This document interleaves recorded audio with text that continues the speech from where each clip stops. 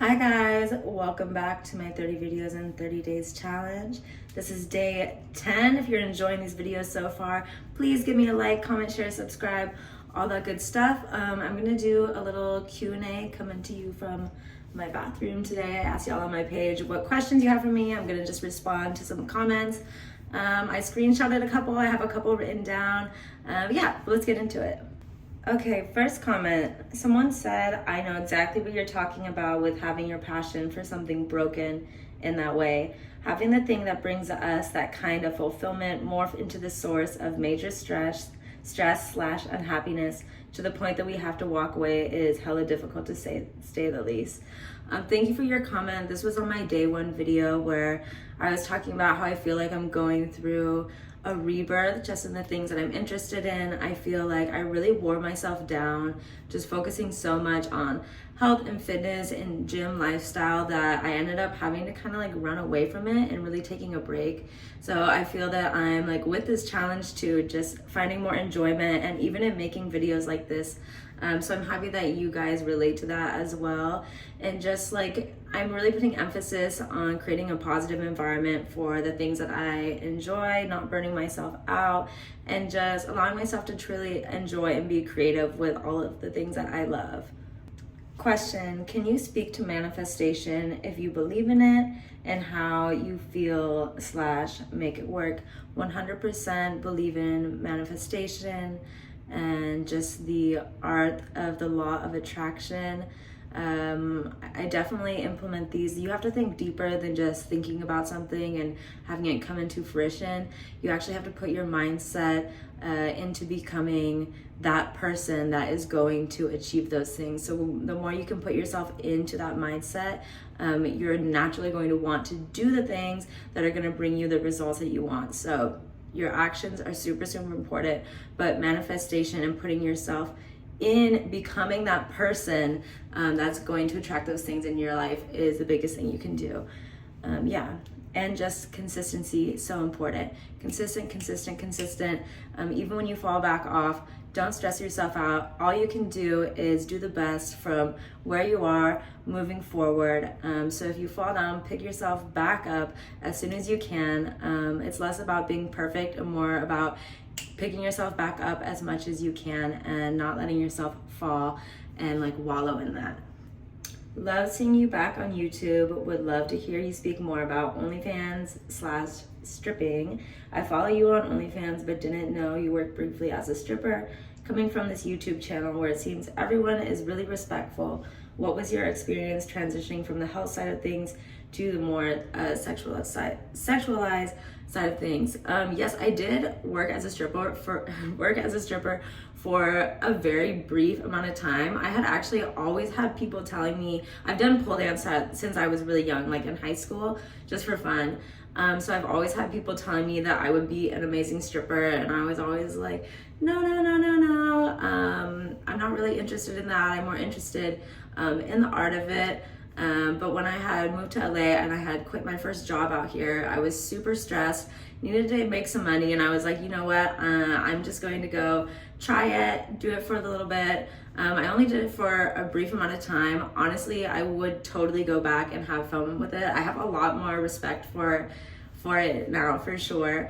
But I actually had a lot of fun doing it, and I'm very grateful for my experience because it totally changed my just like idea of money and how to make money. When I first moved to LA, my first job, I found it so hard to make money as a personal trainer. It's so expensive here. The commute is a lot. It's just a lot of work. I was totally drained.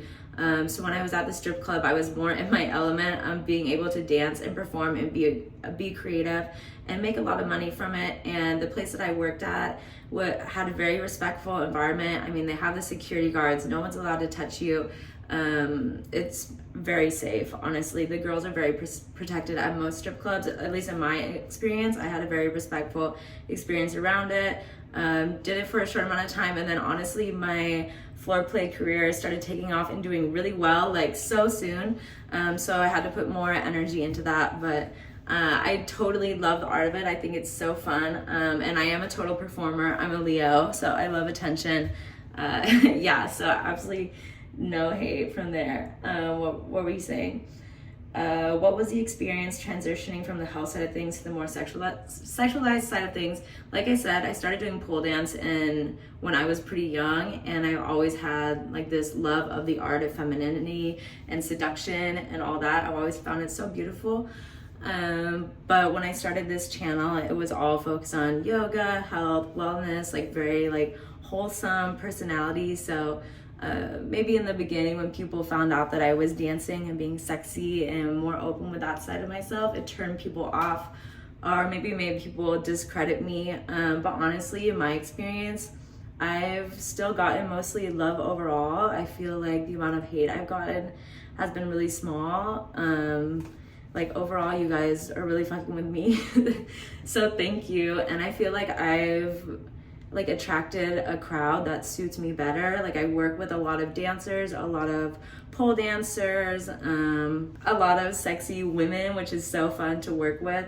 So I feel like I honestly just being more true to myself and embracing it has attracted a crowd that I actually would prefer to work with. Like I don't want to work with people who are going to judge me anyways.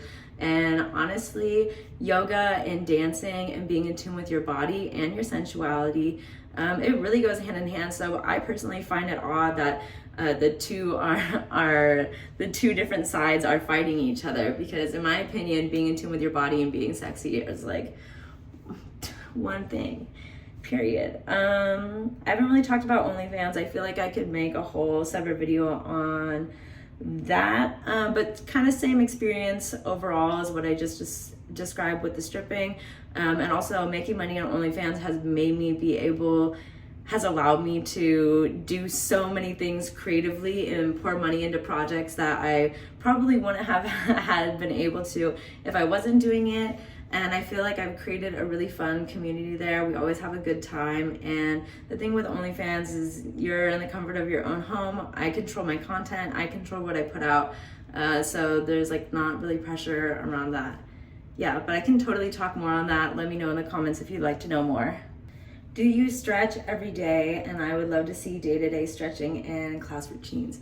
Yes, I stretch every day unless I'm like really sick or hungover or something, or like I'm really not on my shit. Especially nowadays, I stretch every day for at least 30 minutes. I've been really getting into it lately. The other day I stretched for like 2 hours. I'm kind of crazy, but I'm really like, I really want to take my flexibility up a notch. I've been at the same level for a long time. I'm ready to like get back into my oversplits and my crazy back bends, but I definitely do stretch every day. You should definitely stretch every day, especially if you want to get more flexible. Would love to see day-to-day stretching and class routines. I have so many videos on this channel, you guys. I know someone else requested that I do like my personal full body routine. I can definitely sit down and do that. I stretch very intuitively personally. I just like to put on music, drink some tea, just lay on my floor and stretch whatever is actually tight on my body. So I don't always stretch like even every side, because like I'll be tighter on my left leg than my right leg, for instance. I would love some tips and tricks about being in receiving mode. My biggest advice right now is to really start cutting out the shit in your life that is not serving you. You have to cut that shit out so that you can open up space in your life for the things that you want. So cut out the shit that is not serving you. Like literally sit down and make a list of everything you do, everything that's taking your energy, and start slowly cutting out those things so that you can open up and create space for the things that you want to bring into your life. Slow down, don't rush. I've talked about this before, and be more intentional about your every move, how you spend your time, how you spend your energy. Just start being really, really intentional about that. Take care of your body, be healthy, and that's gonna help put you into receiving mode. Please share your cellulite-free body tips, secrets, ideas, experience. It would really help, or maybe you have your journey. I definitely have cellulite on my thighs. I don't have a ton. I feel like I'm pretty like slim overall. I don't really know tips for cellulite. I just feel like that's how your body naturally is. There's a lot of things that you can go do for cellulite. I personally don't find it unattractive. I think it's hot. So I don't know. I personally don't think that that's something that you should even worry about. But yeah, if anyone has cellulite tips in the comments, let me know. I